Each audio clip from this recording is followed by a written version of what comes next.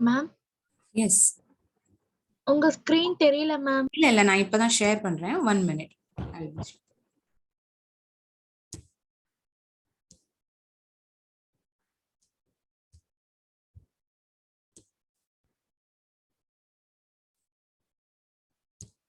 Is the screen visible now? Yes ma'am, இப்போ தெரியுது. Super. The prose his first flight. எழுதினவர் வந்து Liam ஓ ஃபிளாஹர்ட்டி. இது வந்து என்ன பத்தின ஒரு கதை அப்படின்னா, இந்த சீகல் ஒரு கடற்பறவை அதை பத்தின கதை. இந்த ஹிஸ் ஃபர்ஸ்ட் ஃபிளைட் யார் எழுதியிருக்காங்க அப்படின்னா லியாம் ஓ ஃபிளாஹர்ட்டி. அவரை பத்தி கொஞ்சம் பார்க்கலாம். இவர் வந்து ஒரு ஐரிஷ் நாவல் எழுத்தாளர். அப்புறம் ஒரு சிறுகதையும் எழுதியிருக்கார். முக்காவாசி அவரோட இது ஐரிஷ் இலக்கிய மறுமலர்ச்சியில பெரிய பங்கு வகிச்சிருக்கு இவரோட எழுத்தும் இவரோட வகுப்பும். Founding member of Communist Party of Ireland, a native Irish speaker from Gaeltacht, exclusively wrote in English except for small number of Irish language. இவர் முக்காவாசி இங்கிலீஷ்ல தான் எழுதியிருக்காரு. என்னதான் இவர் ஒரு ஐரிஷ் ஸ்பீக்கரா இருந்தாலும் நிறைய புத்தகங்கள் நிறைய எழுத்துங்கள்லாம் இங்கிலீஷ்ல தான் கொடுத்திருக்காரே தவிர சிறிதளவு தான் ஐரிஷ் லாங்குவேஜ்ல வந்து கான்சென்ட்ரேட் பண்ணியிருக்காரு.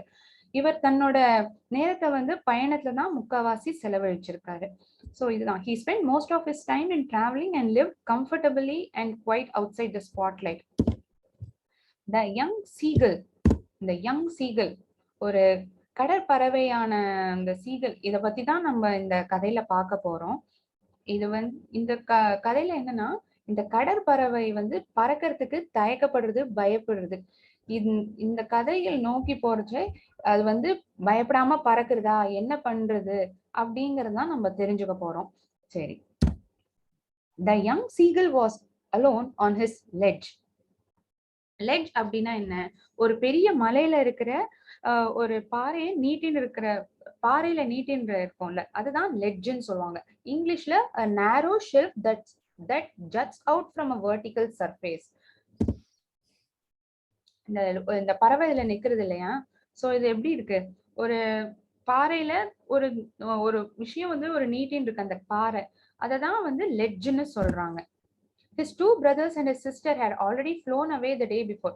இதுக்கு முந்தின நாளே இவங்களோட சகோதரர்களும் சகோதரியும் பறந்து போயிட்டாங்க.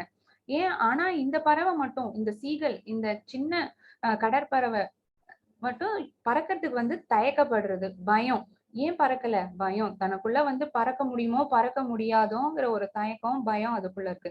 Somehow when he had taken a little run forward to brink of the ledge and attempted to flap his wings, he became afraid. அந்த விளிம்புக்கு முனையில நின்னுட்டு பறக்கணும்னு பாக்குறது, அதுக்கு என்ன தோன்றதுன்னா, என்னால முடியுமோ முடியாதோங்கிற அந்த ஒரு தயக்கமும் பயமும் அதுக்குள்ள இருக்கு.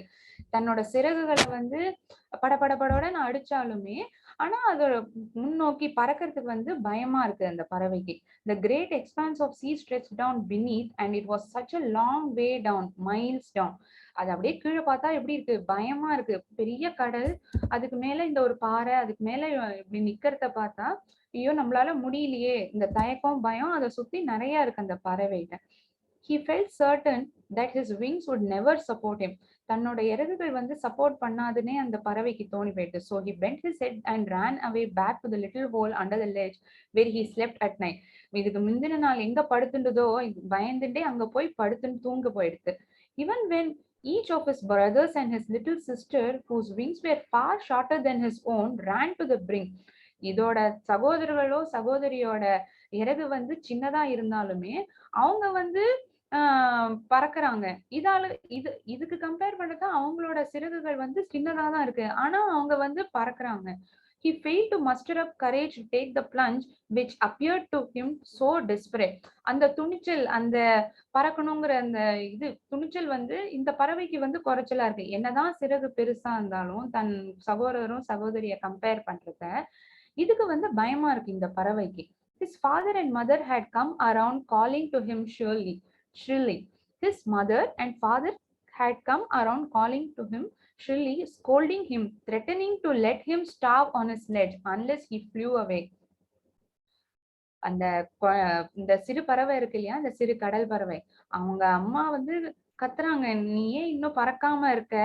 இப்படி இருந்தா நீ பசியோட தான் இறந்து போனோம். நீ ஏதாவது பண்ணி பறக்க பாரு, அப்படி செஞ்சு பறக்க பாரு அப்படின்னு திட்டுறாங்க. பட் ஃபார் த லைஃப்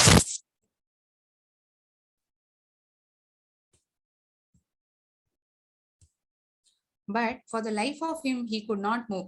ஆனா என்னதான் முயற்சி பண்ணாலும் அது வந்து அந்த தயக்கம் பயத்தினால அந்த இடத்த விட்டு நகர முடியல. ஷர்லி அப்படின்னா producing a high pitch and a piercing voice or sound. க்ரீச்னு அவங்க கத்தும்ல அந்த பறவை, அவங்க அம்மா அங்கேருந்து அவங்க அம்மா அப்பா எல்லாம் வந்து ஒரு குரல் கொடுக்குறாங்க, இந்த மாதிரி நகரு அப்படின்னு. பறவைகளுக்கு அப்படித்தானே பேச முடியும், ஒரு சிக்னல் கொடுக்க முடியும், அதனால அந்த குரல் கேக்குறது இந்த பறவைக்கு.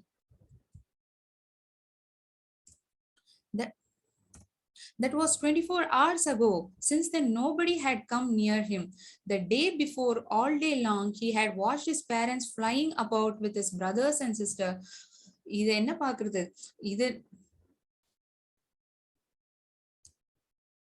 இது நடந்து ஒரு 24 மணி நேரம் ஆயிடுச்சு. ஆனா இந்த பறவைய பக்கத்துல யாருமே வரல. தன்னோட அம்மா அப்பா ஆகட்டும், 2 சகோதரராகட்டும் சகோதரியா இருக்கட்டும், யாருமே வரல. அவங்க அம்மா அவங்க என்ன பண்றாங்கன்னா, இந்த சகோதரரும் சகோதரிக்கு எப்படி பறக்கணும், அதை எப்படி இன்னும் பர்ஃபெக்ட் ஆக்கணும், பறக்கிறதுல எப்படி வந்து சூப்பரா பறக்கிறதுங்கிறத வந்து ஒரு விஷயத்தையும் வந்து சொல்லி கொடுக்குறாங்க. எப்படி வந்து அந்த தண்ணியில குதிச்சு ஒரு மீனை பிடிக்கிறது, அதுலதான் இங்க சொல்றாங்க, teaching them how to skim the waves and how to dive for the fish. எப்படி அதுல இந்த பறவை வந்து இந்த தண்ணியில இருந்து ஒரு சிறகுகளை தட்டு தட்டு தட்டுன்னு தட்டும்ல, அங்கேருந்து உள்ள ஒரு மீனை எப்படி கான்சென்ட்ரேட் பண்ணி அதை எடுக்கணுங்கிறதெல்லாம் கூட சொல்லி தராங்க. ஆனா இந்த பறவையாலேயோ ஒரு இடம் கூட நகர முடியல. He had in fact seen his older brother catch his first herring and devour it, standing on a rock, while his parents circled around raising a proud cackle. அவர் அண்ணா வந்து ஒரு மீனை பிடிச்சிட்டாரு.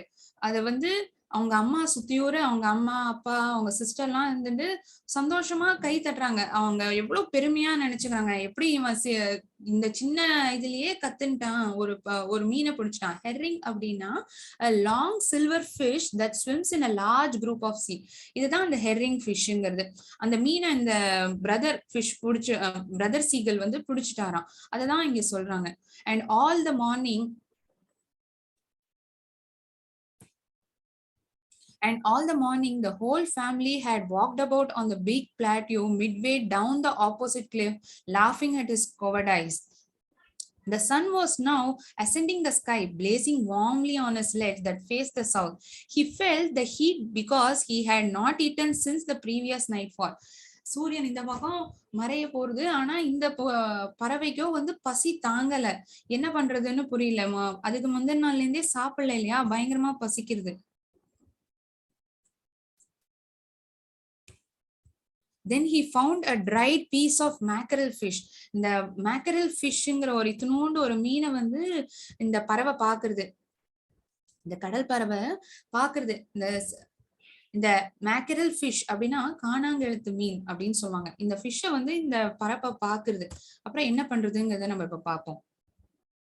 சோ இந்த பேரால இருக்கிற கொஞ்சம் கஷ்டமான வேர்ட்ஸ் என்னலாம்னா, ஹெர்ரிங் அப்படின்னா ஒரு long silver fish that swims in large groups in C.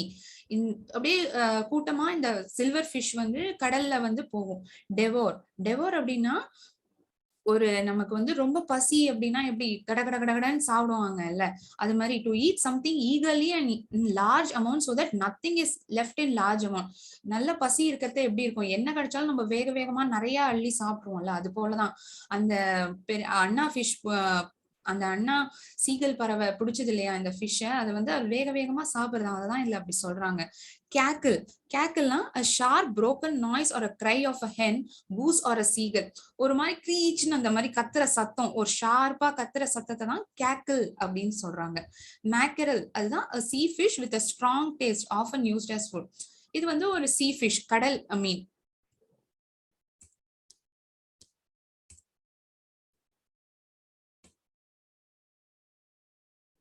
The mackerel tail at the far end of his ledge.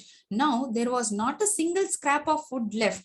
ஒரு சிறு அளவு சாப்பாடு கூட மிச்சம் இல்ல. he had searched every inch rooting among the roof.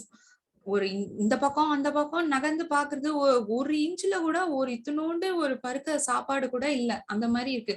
dirt cake straw nest where he and his brothers and sister had been hatched.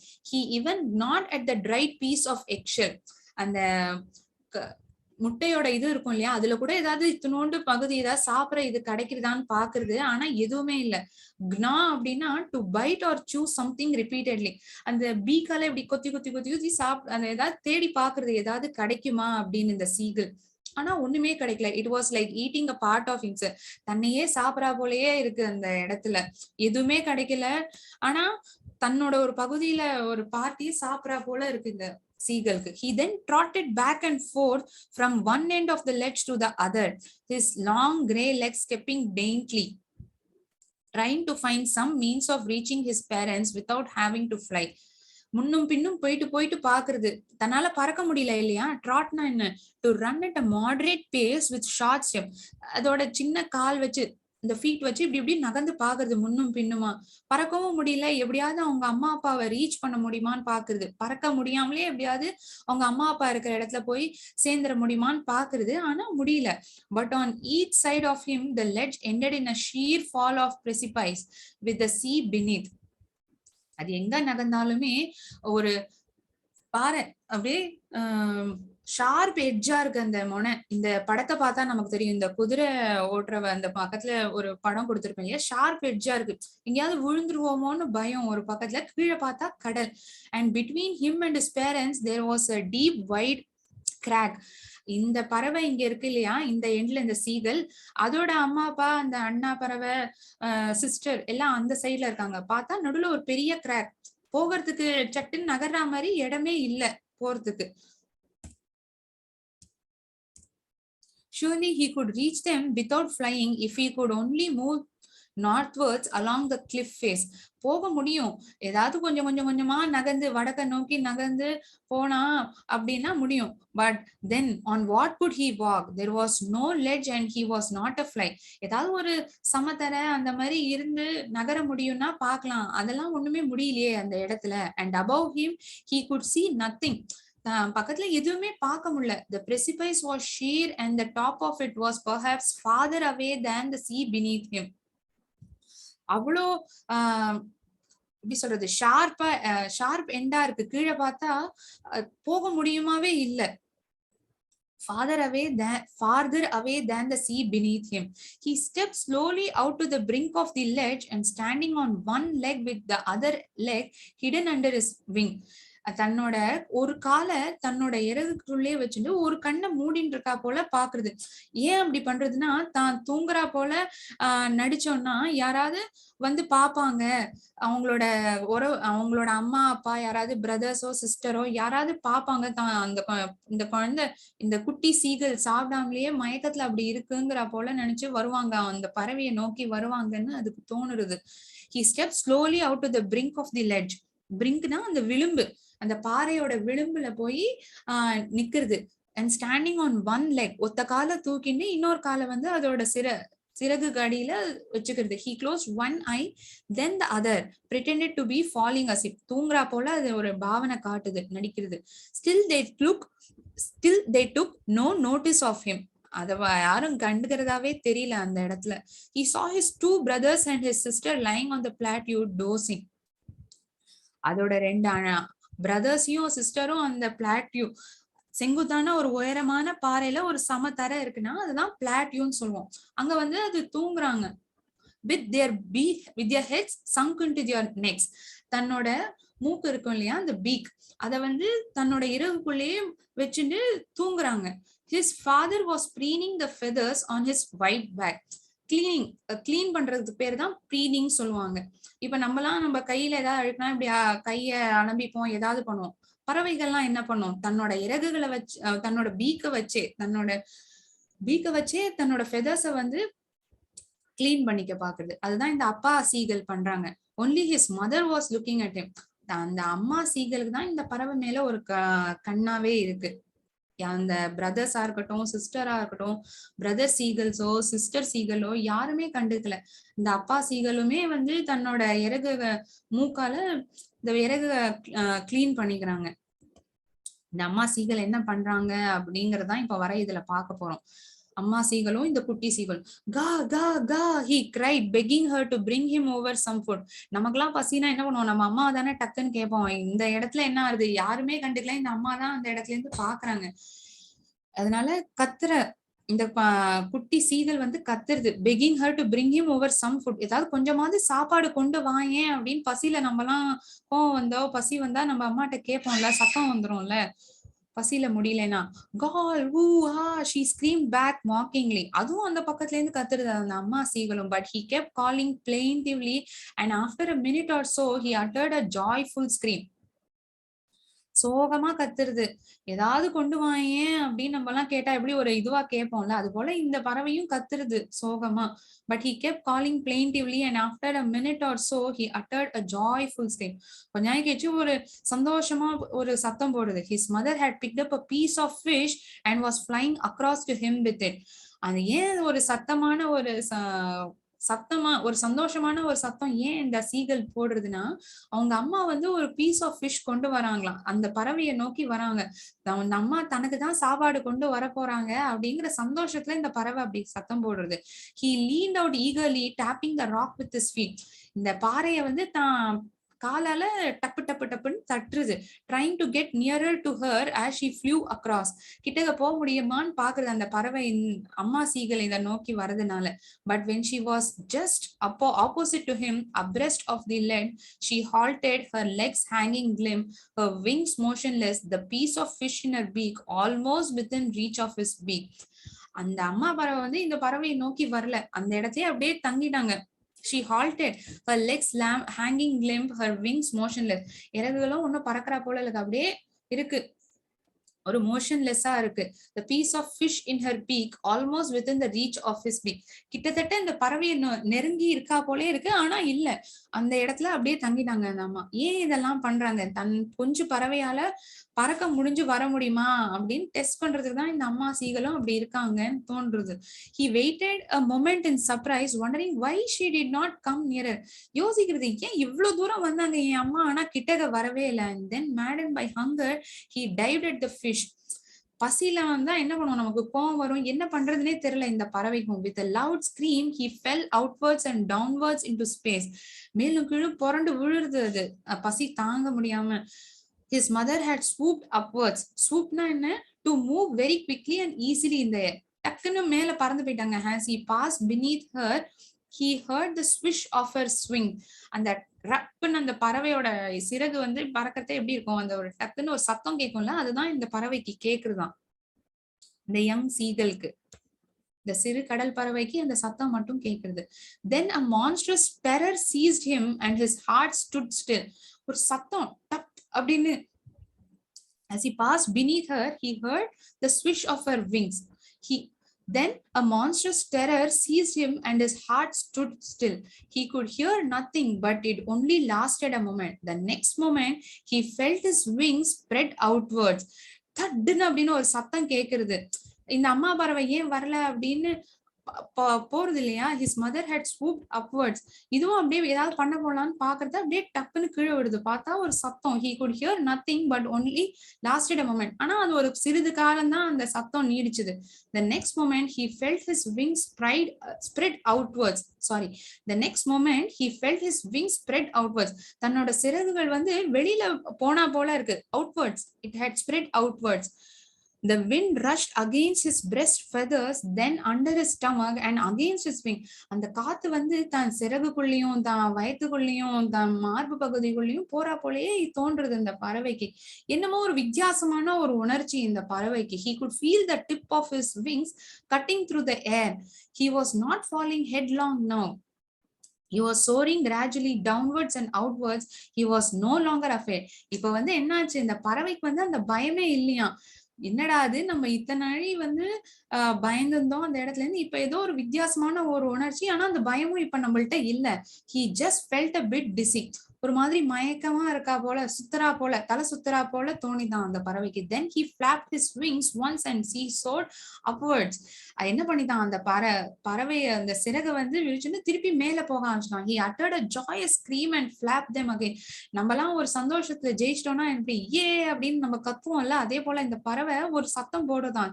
தன் சிறகை வந்து திருப்பி டப்பு டப்பு டப்புன்னு அடிச்சு மேல பறந்துருதான். he soared higher, he raised his breast and banged against the wind. அப்படியே நெஞ்சு நிமித்தி போற நம்ம ஏதாவது ஒண்ணு சந்தோஷமா ஒரு கம்பீரமா செய்யறோம்னா என்ன நெஞ்சு நிமித்தி செய்யறோம் அப்படின்னு சொல்லுவாங்கல்ல நம்மள. அது போல இந்த பறவைக்கு இப்ப பறக்க தெரிஞ்சோன்னு அதுவும் அப்படி தன்னோட மார்பு நெஞ்சு பகுதி அப்படியே விரிஞ்சு அப்படியே பறக்குறதான் காத்துல.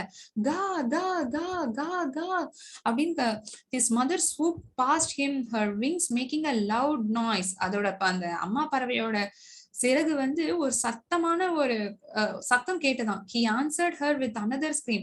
அந்த பறவையும் அந்த குட்டி சீகளுமே ஒரு சத்தம் போட்டுதான் அவங்க அம்மாக்கு.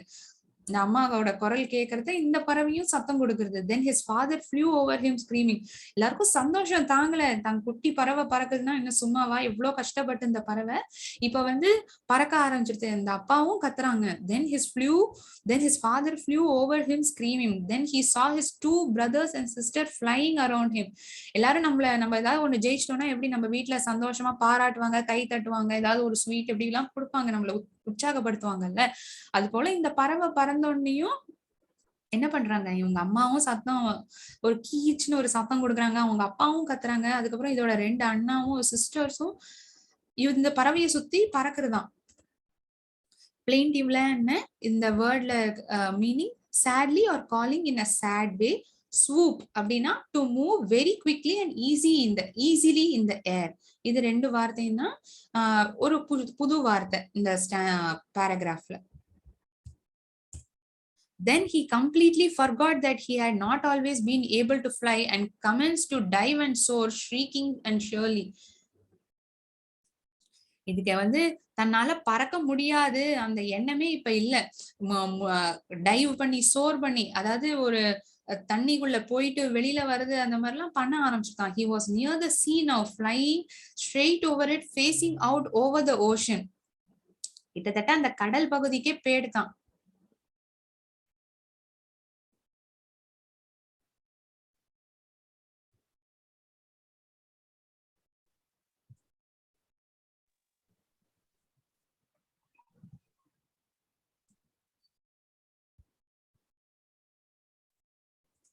Then he completely forgot that he had not always been able to fly and commenced to dive and soar, shrieking surely. இதான் நம்ம பார்த்தோம்.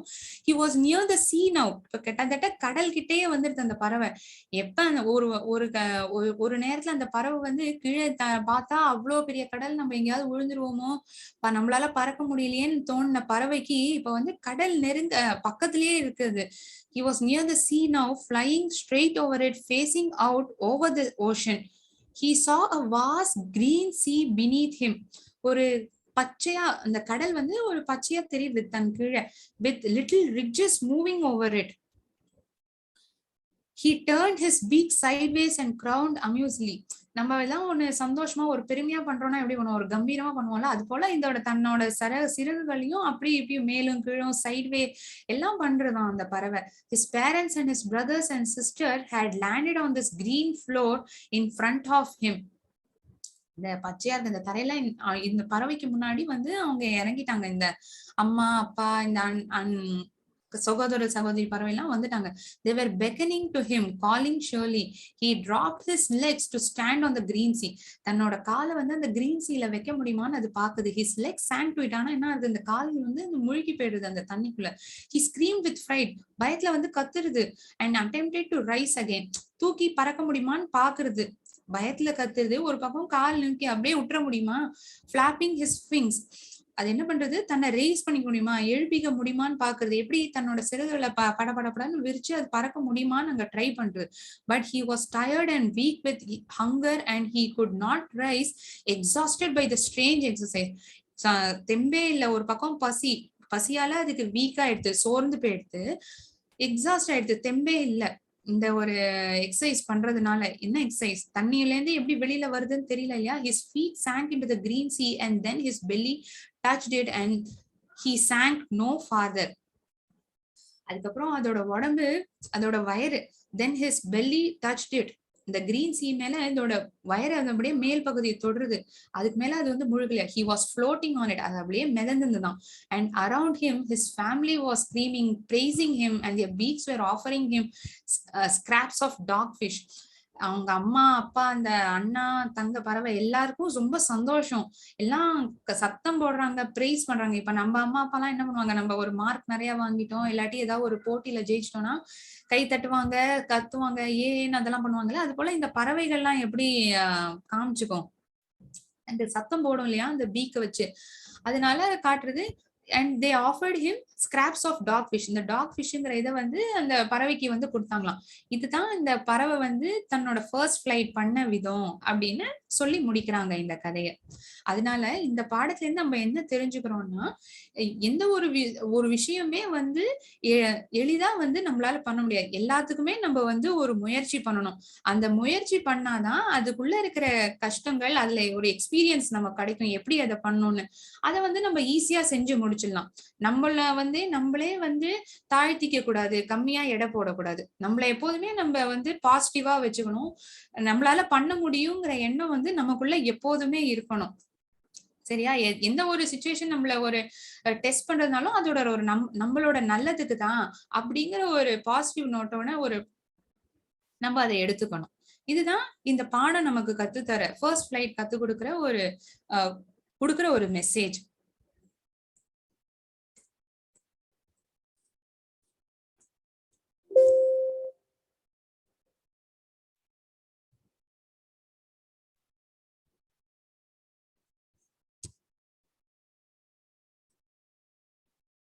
இந்த பாடத்துல ஏதாச்சும் டவுட் இருக்கா இப்ப நான் சொல்லி கொடுத்த வரைக்கும்?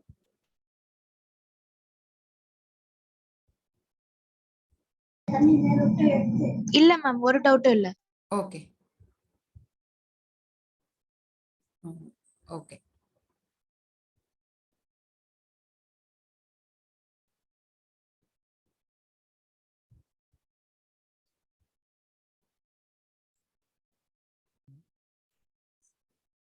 Hello ma'am.